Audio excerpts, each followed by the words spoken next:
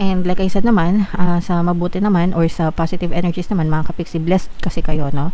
And papasok yung panibagong chapter ng buhay nyo na mas lalo pa kayong i-bless, mga kapiksi. Okay? Mas lalo kayong binibless, mas lalo kayong pinagpapala, guys, no? Actually, itong emotional pain na nararamdaman nyo, mga kapiksi, maaaring dahil din ito sa tao na to na parang nanakit sa inyo, no? Pero parang sinusubukan nyo na lang deadmahin, mga kapiksi. Kasi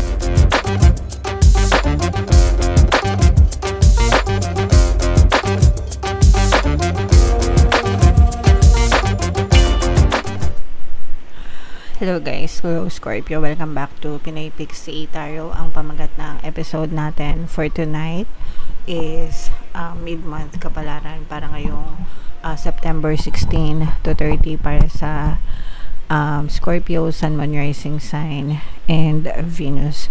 So by the way guys, naka-upload na sa ating channel yung inyong 2026 pick a card kapalaran. Kung hindi nyo pa napapanood guys, panoorin nyo na. Ayusin ko lang saglit. Okay. So, unahin natin to guys. Tingnan natin yung mga mensahe para sa inyo.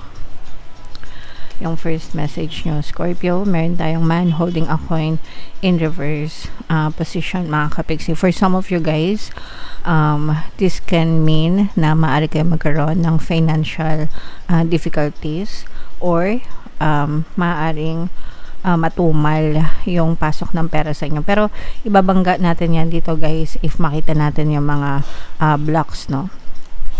If makita natin yung mga balakid kung bakit ganito yung energy, mga kapiksi. For some of you naman guys, pwedeng pinagdadamutan kayo, no? Pinagdadamutan, hindi binibigyan ng pera. Let's say for example, baka meron kayong mga sweldo na overtime, tapos hindi binibigay ng amo nyo yung mga overtime pay nyo, kaya yung mga bonus nyo. So, kumbaga pera nyo na nahihirapan pa kayong kunin, o kaya naman may umutang sa inyo, tapos nahihirapan kayong singilin sila. So, yun yung ibig ko sabihin na parang pinagdadamutan. Pera nyo, pinagdadamot sa inyo, mga kapiksi. Okay? So, for some of you, pwedeng ganun yung na-experience nyo guys. So, titingnan natin mamaya if meron tayong makitang money energy dito sa spread nyo. And another message for you, Scorpio. So, ito naman guys, this is broken heart in reverse. Ibig sabihin ito, kung kayo ay kagagaling lang sa breakup or sa pagiging broken hearted, ibig sabihin unti-unti nang naghihilom yung sugat nyo, unti-unti na kayong nakaka-recover, unti-unti na rin kayong nagiging ma-okay, mga kapiksi. So healing is a process, hindi naman siya agad-agad, mga kapiksi. May mga stages din ang healing. And dito sa channel natin guys, mayroon akong ginawang subliminal, yung Ho'oponopono subliminal guys. Pwede nyong pakinggan yon para makatulong na gumaan ang inyong mga pakiramdam, mga kapiksi.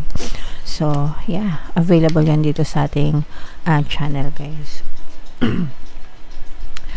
And another message para sa inyo guys is habaan nyo pa ng konti yung pasensya nyo regarding dun sa mga bagay na hinihiling nyo or pinagdadasal nyo, mga kapiksi, kasi maaaring medyo matagalan pa yung manifestation yan. Depende kasi talaga yan guys sa mga blocks nyo, okay? Pero it doesn't mean na hindi nyo sila makukuha, mga kapiksi. Kailangan nyo lang mag-antay ng konti guys, okay? Alright. So, comment down below if naka-resonate kayo dyan sa mga messages na yan guys. Shuffle natin to, hanapin natin yung energy ng Scorpio. Habang sinashuffle ko to guys, panoorin nyo muna yung video natin regarding sa ating paano mag-manifest ng abundance video course. Kapiksi, sawa ka na ba sa mga struggles at hirap sa buhay mo? Masipag ka ba at masikap sa buhay ngunit hindi ka pa rin umaasenso? Ilang beses ka na bang nag-attempt magnegosyo at mag-invest pero palagi ka pa rin nalulugi? Sa pagkakataon na ito ay maaaring may subconscious beliefs ka na nagiging balakid sa iyong pag-unlad at pagyaman. Introducing, paano mag-manifest ng abundance video course. Dito ay matututunan mong ma-overcome ang mga balakid mo para tuluyan ka ng umunlad, umasenso, sumagana, maging matagumpay, successful at maswerte sa iyong kabuhayan, pera, trabaho, negosyo, salapi at kaperahan ng bonggang-bongga. Dali, mag-send na ng email sa pinoypixitaro@gmail.com at simulan na ang iyong pagyaman ngayon. Alright, so sa lahat ng gusto mag-avail ng course guys, naka-flash sa screen nyo. Una, meron tayong paano mag-manifest ng abundance video course. Meron din tayong paano mawala ang third party at magkaroon ng harmonious na relationship. And meron din tayong paano pabalikin si ex revised breakup. Sa mga interesado guys, mag-send lang kayo ng email sa pinoypixitaro@gmail.com. So, Scorpio guys, kayo ay represent ng Queen of Cups sa ating spread. Latag natin yung spread nyo mga kapiksi. And kagaya nga ng sinabi ko sa inyo kanina guys, meron tayong 2026 kapalaran, no? Pick a card. Naka-upload na. So, punta lang kayo sa homepage mga kapiksi. Alright. So, eto guys, this is both negative and positive. Medyo malakas yung negative energy or madami-dami yung negative energy mga kapiksi, no? So, yung sinabi natin kanina guys na parang pera nyo na, nahihirapan pa kayong kunin mga kapiksi.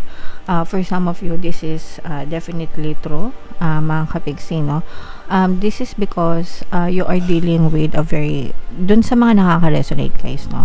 Yung iba sa inyo, you are dealing with a very toxic person. Parang gusto nitong person na to na pinahihirapan ka or parang nagpa-power trip lang din itong person na to mga kapiksi. And like I said, no, parang gusto nitong pahirapan ka in terms of money. The reason for this is because itong tao na to, naiinggit ito sa'yo.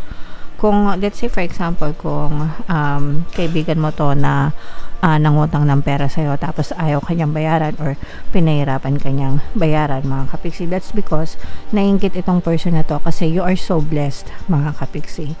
Maganda yung buhay mo, pinagpapala ka. In the first place, kaya nga siya nangutang sa'yo kasi nakikita niya na blessed ka mga kapiksi. And kung kaya hindi niya sinusoli yung perang nahiram niya sa'yo is because naiinggit siya sa inyo guys, okay?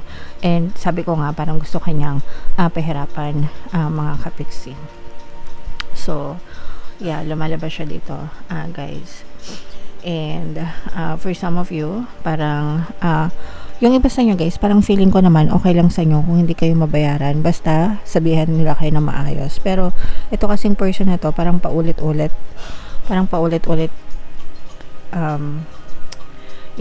paulit-ulit kanya na pinahihirapan mga kapiksi, and it's causing conflict between the two of you guys, no? So, kumbaga parang nangangako, let's say for example, bayaran kita sa katapusan, sa kinsenas, ganyan. Pero hindi naman tinutuloy. Nagets nyo ba? Sana naintindihan nyo. And nagkakaroon na kayo ng conflict nitong person na to na parang sooner or later maaari nang masira yung relasyon mo dito sa person na to mga kapiksi. Okay? So, in short, may pagkaahas itong person na to guys. May pagkaahas itong person na to na parang hindi siya masaya sa na-achieve mo sa buhay. And ginagamit niya yun, parang pinipersonal ka niya mga kapiksi. So, comment down below if naka-resonate kayo. It's okay to cut off those kind of people, Scorpio, kasi yung mga ganong tao, wala silang mabuting idudulot sa buhay nyo mga kapiksi. And like I said naman, sa mabuti naman or sa positive energies naman mga kapiksi, blessed kasi kayo, no? And papasok yung panibagong chapter ng buhay nyo na mas lalo pa kayong i-bless mga kapiksi. Okay? Mas lalo kayong binibless, mas lalo kayong pinagpapala guys, no? Actually, itong emotional pain na nararamdaman nyo mga kapiksi, maaaring dahil din ito sa tao na to na parang nanakit sa inyo, no? Pero parang sinusubukan nyo na lang deadmahin mga kapiksi. Kasi parang nagtiwala kayo sa kanila tapos tinuklaw kayo, no? But kakarmahin sila mga kapiksi, and kayo naman babalik naman sa inyo yung good karma pa guys, okay? Kasi hindi nyo naiisip na gumanti o hindi kayo nag-iisip ng masama sa kanila, basta nilalat go nyo na lang, and mas lalo pa kayong pagpapalain, guys, okay? So ito guys, i-mind nyo na to sa comment section. Mine, blessings, pagpapala, kasaganaan.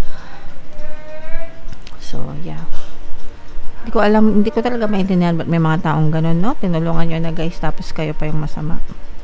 Anyway, latag natin mga kapiksi, what else? Nakita din natin na kung kayo mga kapiksi ay may mga karelasyon, partner or specific person, guys, naghihilom yung mga sugat nyo. So, pwede rin ito guys, yung energy ng broken heart na naghihilom, no? Kasi hindi naman maiwasan sa mga relationship, mga kapiksi, na minsan nagkakaaway, nagtatalo, nagkakasakitan. Normal yon guys, kasi magkaiba kayong preference, no? Hindi ibig sabihin hindi nyo mahal yung isa't isa. Magkaiba lang tayo ng mga preference, guys. Iba yung gusto nila, iba yung gusto natin. May mga needs tayo hindi nila nabibigay, sila din may mga needs hindi natin nabibigay. So minsan nagkakaroon talaga ng disconnect, mga kapiksi. But nakikita natin na naghihilom yung inyong relationship, mga kapiksi, and parang mas nakikilala nyo pa yung isa't isa, guys, okay? And actually guys, malayo pa yung mararating nitong relationship na to, guys, no? So kung matagal na kayo, mas lalo pa kayong magtatagal, mga kapiksi, kasi kumbaga parang nagkakakilalanan kayo ng mabuti, guys, no? And parang nagiging balanse yung emotional part at saka yung logical part, no? Ibig sabihin yung puso at saka isip, mga kapiksi. Kaya nagwo-work itong relationship na to. And sa relasyon naman guys, ganun talaga dapat, no? Dapat balanse palagi ang puso at isip para mag-work yung relasyon, guys, okay? So ito guys, i-mind nyo na tong mga healing sa relationship, mga kapiksi, para magkaroon kayo ng harmonious na relationship. And itong mga blessings na sinabi ko kanina, guys, no? I-mind nyo na yan sa comment section. And comment down below, Scorpio, if feeling nyo nakaresonate kayo dito sa reading na to. Alright? And ito yung inyong 2026 kapalaran. Pick a card, guys. Panoorin nyo na kung hindi nyo pa napapanood. Ito naman yung ating success stories ng paano mag-manifest ng abundance video course. Click here to subscribe, guys. Thank you for liking, sharing, and subscribing. See you next time. I love you all. Have a nice day. Bye-bye.